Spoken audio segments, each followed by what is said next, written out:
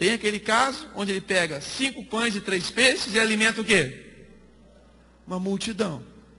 O que Jesus está nos dizendo com isso? Jesus intervém. O nosso Deus vivo intervém. É isso que ele está dizendo. É necessário ter os sentidos espirituais ativados. Hebreus 5 fala sobre isso. Para perceber estas dicas do Espírito Santo. Como Deus faz as coisas. Como que ele intervém no momento em que para o ser humano, ele diz, ó, chegou aqui, não tem mais jeito. Não tem para onde ir. Não há o que fazer. Ele vem e intervém. Mas intervém, como nós vamos ver, quando nós somos obedientes e fazemos aquilo que ele nos diz que temos que fazer. Não é? Aí vem outra pergunta, né? Por que Jesus escolheu realizar o seu primeiro milagre numa festa de casamento? É interessante, né? Por que ele escolheu realizar? Essa é a pergunta que eu acho que a gente vai procurar entender. Será que vai? Segue aí. Vamos lá. Leia comigo então, só para não ficar lendo, para os irmãos se ativarem também. Vamos lá?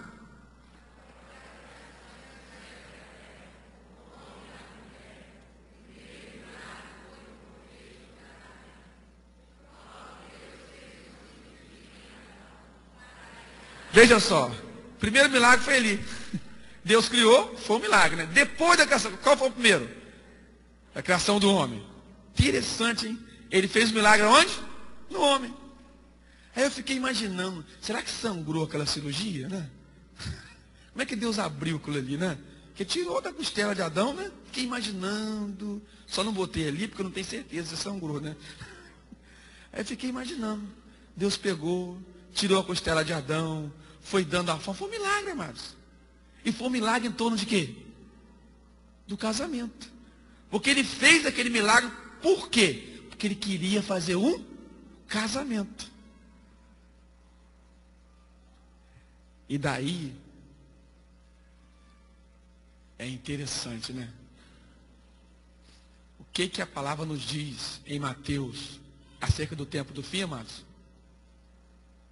Que haveria uma sodomia no tempo do fim. Seria como nos dias de Ló.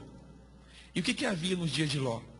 Havíamos uma verdadeira artilharia pesada contra o casamento. Pesadíssima contra o casamento. Os homens mudaram os costumes. Homem com homem, mulher com mulher, e aí foi. E nós vemos que esse nível de água, ele está crescendo. E por que está crescendo? Está crescendo por causa do tempo do fim. E por que está crescendo no tempo do fim? Porque o tempo do fim é o tempo do casamento da igreja com Jesus. Então o diabo está desesperado para poder denegrir, para poder envergonhar o Criador através dessa figura. Por isso o ataque tão cerrado do diabo, mesmo ele sabendo que ele já está derrotado e tem poucos dias. É interessante, mas o primeiro milagre foi realizado ali. Não é? E diz que o Senhor anestesiou Adão, né? Ele veio um sono sobre ele. E fez uma grande surpresa para ele. Eu penso que ele ficou alegre, né? Esta cirurgia foi feita no 6º dia da criação. Leia comigo. Esta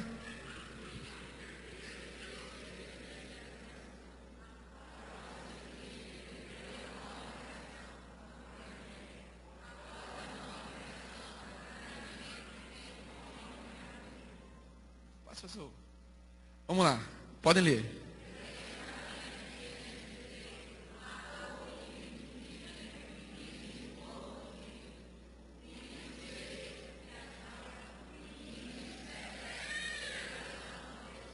Então, veja só, no 6º dia terminou, no 7º Deus fez o quê? Descansou. Todos nós sabemos que o descanso de Deus não é que ele foi dormir. É isso? Ah, eu estou cansado de ter criado. Não, porque ele não custou nada para o Senhor. Criou tudo pela palavra. Disse, haja, ouve. Foi tranquilo, sem problema nenhum. Não deu cansaço no Senhor. O descanso ali é que ele parou para celebrar a criação. Os anjos vieram, porque a criação foi feita em meio à adoração dos anjos. Então os anjos vieram e entraram numa celebração efusiva, grandiosa, por aquilo que o Senhor tinha feito. De igual forma, por que o Senhor está preparando a noiva para o Cordeiro? Porque estamos no fim do sexto dia e entrando no sétimo, que é o descanso do Senhor e da sua igreja. Ou seja, uma eternidade para celebrarmos a Ele as bodas do Cordeiro. Não vai terminar essa celebração, amado. Não vai terminar. Ela vai entrar pela eternidade adentro. Não é? Vamos lá. De igual forma.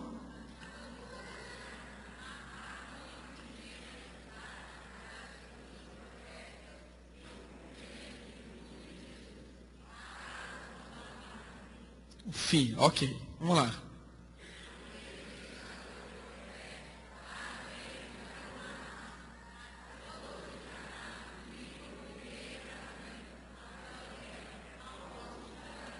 Cristo é a igreja, entendeu?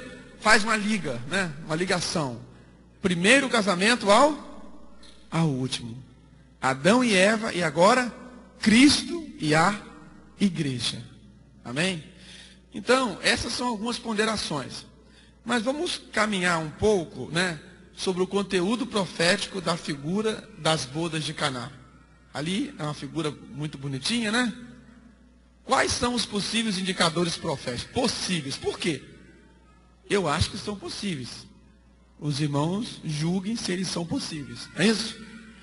Indicadores proféticos que o Espírito Santo está nos dando nesta porção rema. O que é uma porção rema? Porção rema é quando o Espírito Santo separa uma porção da sua palavra específica e enfatiza aquela porção em determinado tempo. Por exemplo, a porção rema nossa nesses dias tem sido João 15. Primeira carta de João. Então é a porção rema. É aquilo que o Senhor está tratando no céu. Então ele está tratando na terra. Vamos lá? Versículos 2. Vamos ler comigo? E Jesus e os seus discípulos também haviam sido convidados para o casamento. Segura aí. Então a primeira coisa desse versículo diz que, versículo 2, é que Jesus foram convidados. Como alguém da época para estar no casamento. Tá ok? É exatamente isso que tem acontecido. Jesus diariamente tem sido convidado para estar no meio da sua igreja. A festa está acontecendo a todo vapor. Todavia, Jesus apenas olha, observa, enquanto tudo transcorre. Todos fazem o que querem e como querem. E, algumas vezes, na expectativa de estarem fazendo melhor. Foi convidado para a festa. Como vocês imaginam? Jesus chegou lá, começou a observar a festa. Durava alguns dias. E tudo transcorria, muita alegria. Jesus no meio. Todo mundo fazendo o que queria fazer. Fico imaginando que já estava todo mundo muito embriagado. Acho que mais tarde vou falar sobre isso. Já tinha perdido a sobriedade. Os noivos alegres. E Jesus apenas observando. E eu comecei a observar, amados, que o Senhor estava nos dizendo que isso é o que aconteceria na sua igreja até a sua intervenção.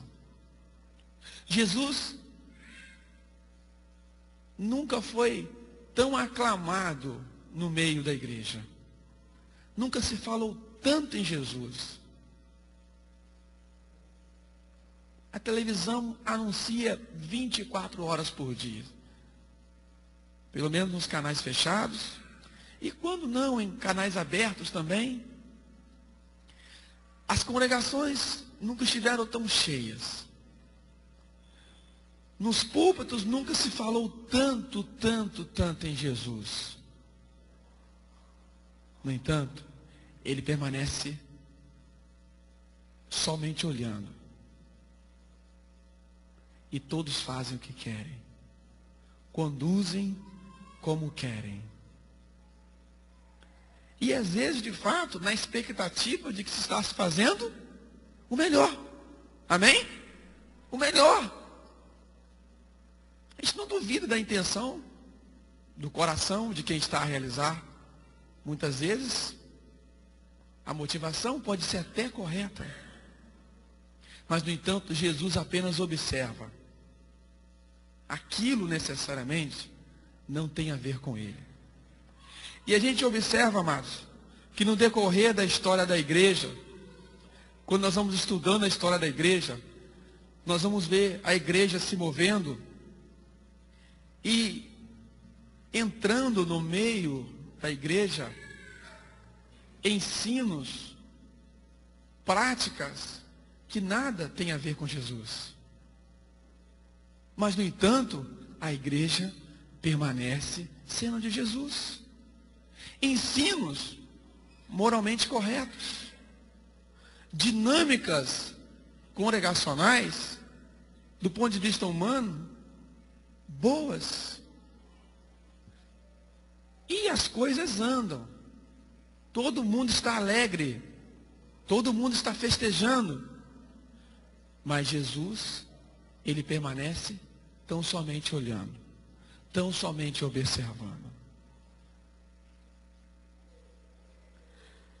E coloquei, a presença de Jesus tem sido tão somente de assistente, nada mais. Eu perguntei, teria isso a ver com as nossas realidades congregacionais hoje? O vinho flui em abundância. Sua qualidade em nada é questionada por nenhum conviva. Interessante que todos tomavam aquele vinho. A Bíblia não diz que tinha alguém reclamando do vinho. Tinha? Tinha? Ninguém reclamava. Não é?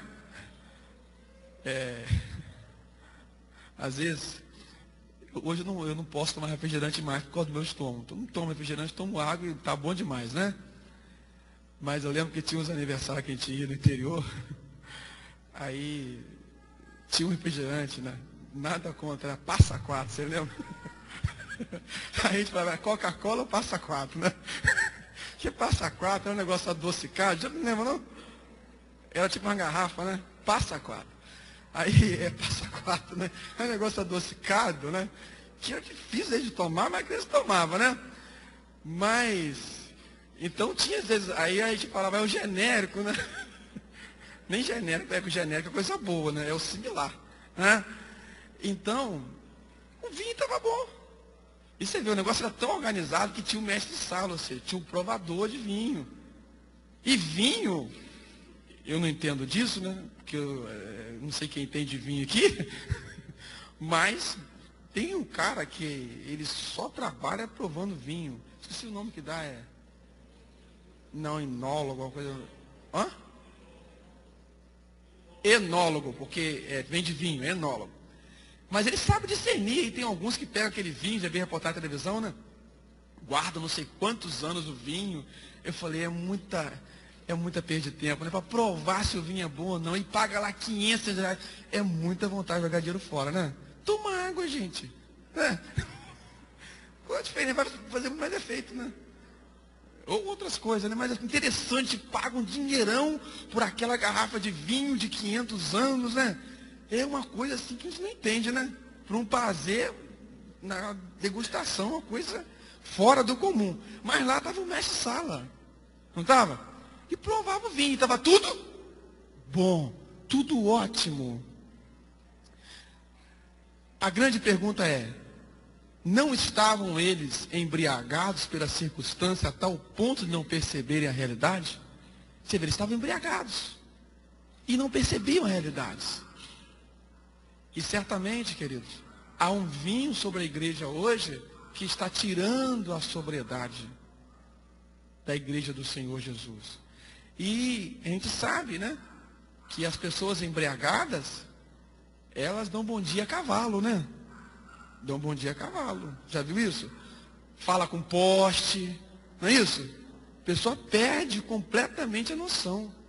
Não é isso? É muito triste isso. É muito triste a questão do alcoolismo. E eu fico imaginando que as coisas estavam assim lá.